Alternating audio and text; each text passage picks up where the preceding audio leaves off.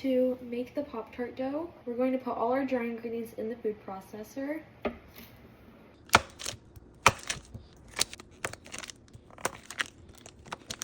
We're now going to process the butter with the dry ingredients until it becomes a sandy, crumbly texture. About every 20 seconds, turn off your food processor and just check the texture. You can see it's starting to become sandy and crumbly, but there's still large pieces of butter, so this is not all the way mixed yet. I'm gonna add about 2 tablespoons of the water, and we're gonna combine it and see if we get a dough yet. And if not, we'll keep adding the water until it forms a dough. I'm gonna add a bit more water and food process it one more time, about half a tablespoon, and we should be good to go. You wanna food process it until it forms an even ball on the side of the food processor, like that.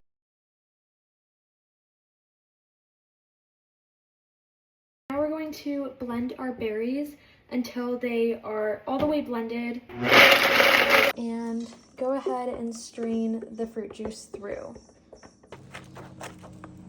A pinch of salt. 1/6 of a cup of any sweetener you'd like. I have this old maple cream that I really want to get rid of, so I'm going to add some of that in here. You could use honey, regular sugar, maple syrup. We're going to start heating this up over medium heat, and you can start mixing your jam together as it warms up. Add the zest and juice of 1 lemon.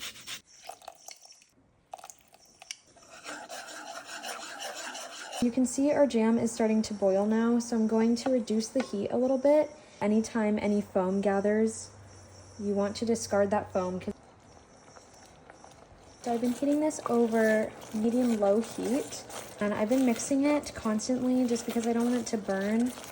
And now when I drag a spoon through it, you can see that it leaves that mark. That's how you know it's done. It's pretty thickened. We're going to make the other filling, which is a peanut butter filling.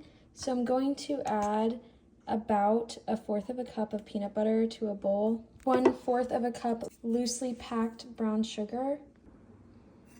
Add 1 teaspoon miso. I like to do white miso because it keeps the color the most similar, but you could use whatever miso you want. I'll add a splash of vanilla and a pinch of salt, and go ahead and give this a mix. Now we're going to start rolling out our dough, and you want to only work with half of the dough at a time because the dough warms up really quickly, so you're going to need to keep refrigerating the dough.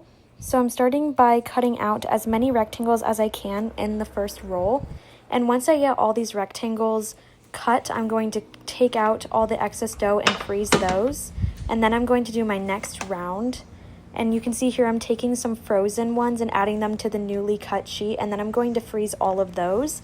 And then you're going to keep rolling out the dough and transferring the dough back and forth from the freezer with the newly cut dough. Now I'm filling half of the rectangles I've cut out while the other half freeze. And the reason you need to freeze these is because you can't transfer the dough off of the parchment unless they're frozen, because the dough is so unworkable when it's really warm. So all of these are frozen, and I place them on top. I let them warm up a little, and then I sealed my tarts. Bake your tarts at 300 degrees Fahrenheit for about 30 minutes, flipping halfway through. And you'll know they're done when the bottom is lightly golden. While those cool, you want to make your frosting. So we're going to brown the butter here. I added salt and vanilla. 1/4 of a cup powdered sugar. A splash of plant milk.